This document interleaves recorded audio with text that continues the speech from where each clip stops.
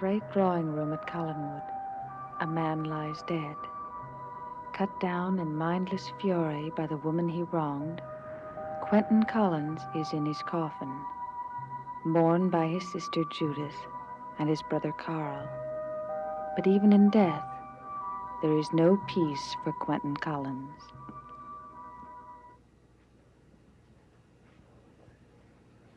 Then you'll tell Edward to telephone when he arrives. Thank you, Mr. Snell. He's expected to the accountant's office in Bangor, but he's not there yet. Did you tell Mr. Snell what happened? No. Only that Quentyn had had a serious accident. He wasn't surprised. He said, yes, Quentyn always was a mischievous fellow.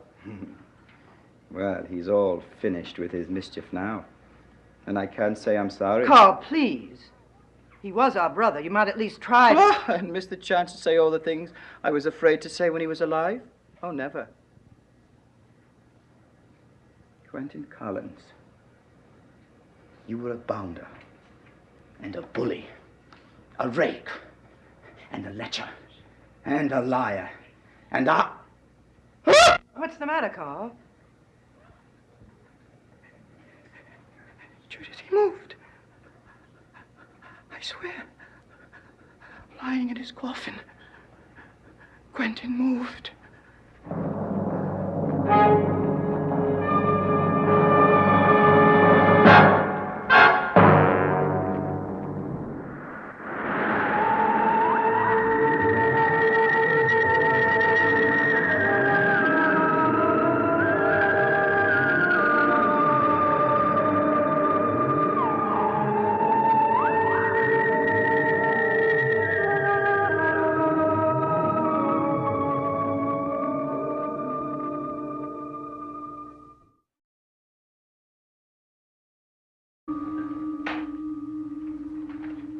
I swear it, he moved. All right, Carl. Don't mourn him, but don't mock him by joking at a time like this. I'm not joking, Judith, believe me.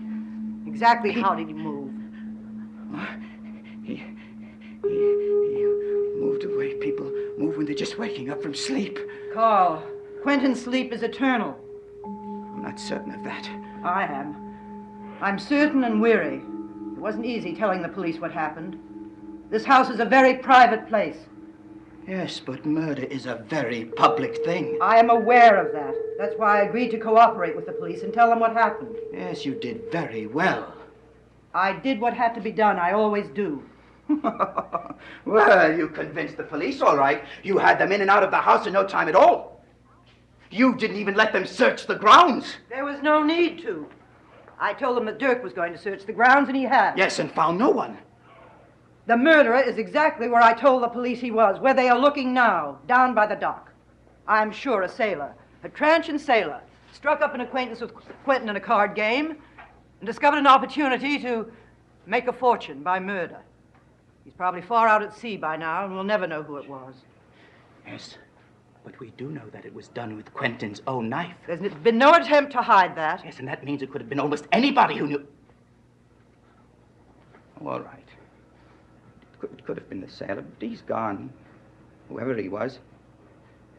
And it could have been someone else who's still here. Carl, I have already told the police what happened. I see no reason for conjecture. Well, I know what you said, Judith. You don't like strangers to discuss private matters. But I'm no stranger. I'm your brother, and Quentyn's brother too, and I have a theory. Quentyn was not killed by a stranger. Carl, don't you listen at all. The murderer knew him. Yes, his family and his friends. And his women. They were the ones who had reason to hate him most. Yes. I have a couple of ideas about that. Well, I'll admit they're private matters. Maybe they shouldn't be discussed with others. But still, they must be said. Can't you let Quentyn rest even now? No. Not while Cousin Barnabas is walking around. Cousin Barnabas? Yes, what was he doing at the cottage? And why was he right there when Quentyn's body was discovered? Now, there's something eerie about that and about him, too. Cousin Barnabas is always a gentleman, and a very considerate one at that. Yes, so considerate he wouldn't even come to Grandmother's funeral.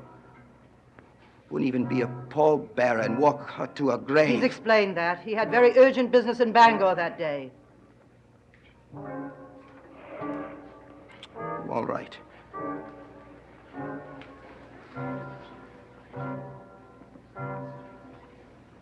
I've got another theory. I don't want to hear it. Yes, the gypsies. A knife is a gypsy weapon. Magda and Sandor? Oh, why not? I wouldn't be surprised if they were involved somehow. Oh, Carl, when are you going to start accusing me? That's what I really think. What? Oh, no, it's just some woman. I mean, anyway, any woman. It was probably a woman who killed him. Yes, it was Quentyn. It had to be a woman. Lucky Edward was in Bangor. You'd be accusing him next. I wouldn't be surprised if he was involved. He could have paid someone to do it. Carl, it was not Cousin Barnabas. It was not a gypsy. It was not a woman. That's the most absurd theory of all. It was not Edward, nor I, nor a paid assassin. It's exactly what I told the police.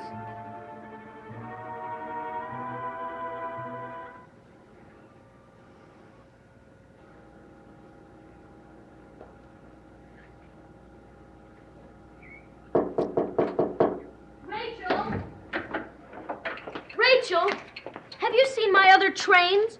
If Nora took them, I'm gonna... Jameson, I was just coming in to talk to you. Please sit down. What about? Please sit down. This won't be easy. Something happened to Nora? No, not to Nora. My father. Has something happened to him? Quentyn. Something's happened to Quentyn. He's been hurt. Jameson, it's much worse than that.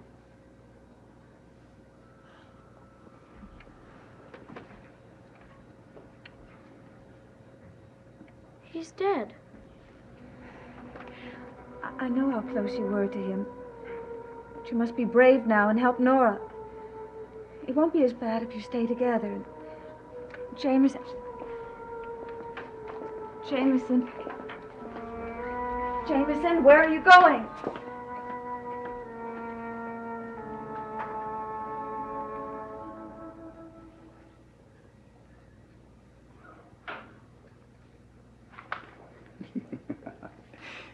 Imagine how absurd I was to think he moved.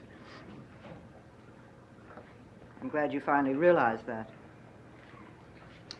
Oh, he looked so peaceful. So completely serene. Always did have the looks in the family. Yes, I suppose that's why he was grandmother's favorite when we were children. And grandfather's, too. Grandfather used to sit him on his lap and say, "This boy is much too good-looking to die from old age." Oh, killed by a woman. That's what he used to say. No doubt about it. Quentyn will be killed by a woman. And grandmother used to say, "Oh, grandfather, stop talking such nonsense." Stop talking nonsense. Well, I was only saying what grandfather said. Jameson. Rachel told you, didn't she? Your Uncle Quentyn is dead. You know that, don't you? I know he's not dead. But... I know he's not dead. He's not! I know he's not dead!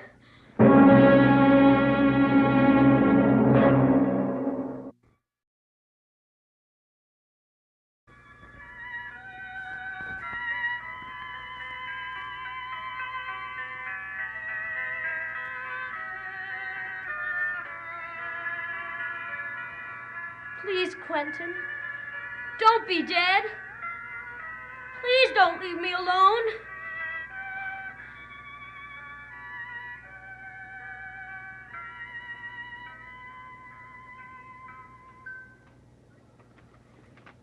You liked that music. It was your favorite. I'm gonna keep playing it. Over and over again. Until you hear it. Until you have to hear it.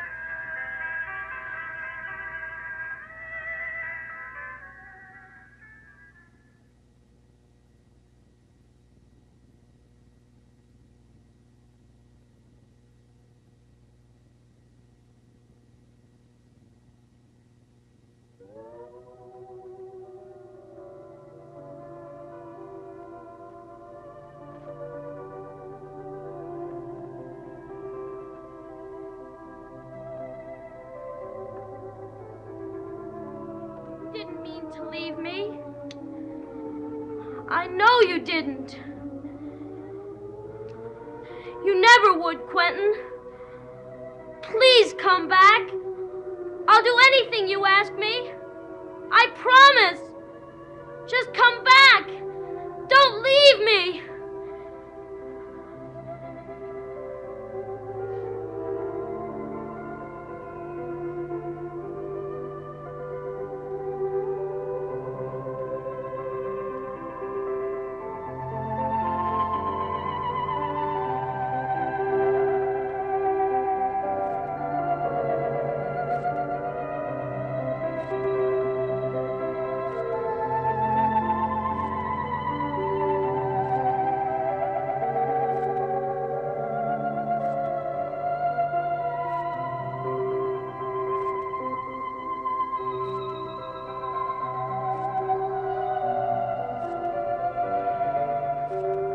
All right. You don't want to hear me. You don't want to come back. If that's the way it is, I don't want to hear anything that makes me think of you. You mustn't be angry, Jameson. You and I must always be as one. Oh, Quentyn, you've come back. You've come back.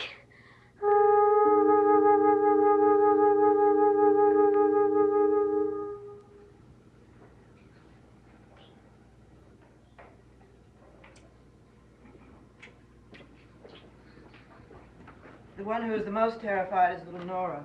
I'm sure she'd be terrified to be left alone for the next few days. Well, I'll try to spend as much time as I can with her. Of course. But there's no need for you or Nora to be afraid any longer, Rachel. Judith, What's the matter? did you close the lid on the coffin? No, I didn't. Someone did. Nonsense. No one has been in there since we left the drawing room. The lid on the coffin is closed. It is completely closed. When I went into the drawing room, it was up, and now it is down. Carl, it is one thing for a boy like Jameson to carry on the way he does, but there's no excuse for you two. You're old enough to know better, or should be. All right. Don't you listen to me, but I'm going to find out what's going on around here before it's too late. Poor Carl. You really can't bear to be laughed at. We must do something about Jameson. Grief is natural, but he's behaving in a very unnatural way. Do you think it would be unseemly if you took them on a picnic? A picnic?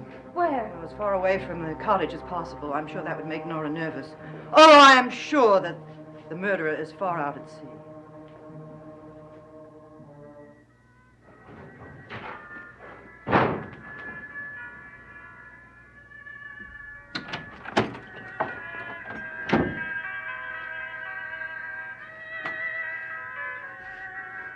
I don't know what's going on in this house, but I don't like it.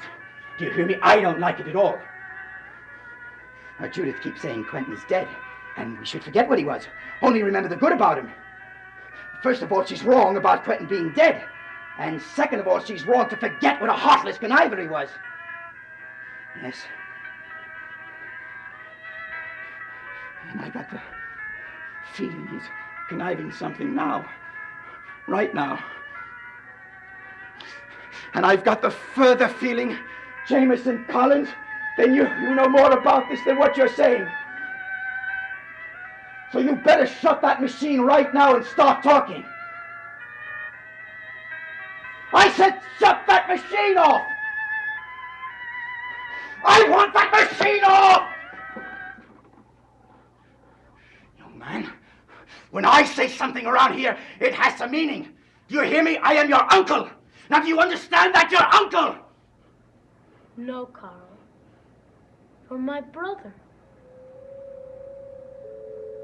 Anna? Grandfather always said that I would be killed by a woman. He was right. A woman murdered me. That woman is still in this house. Still in this house? Walking around free. Free and not free. A woman, Carl. A murderess. Do you hear me, brother?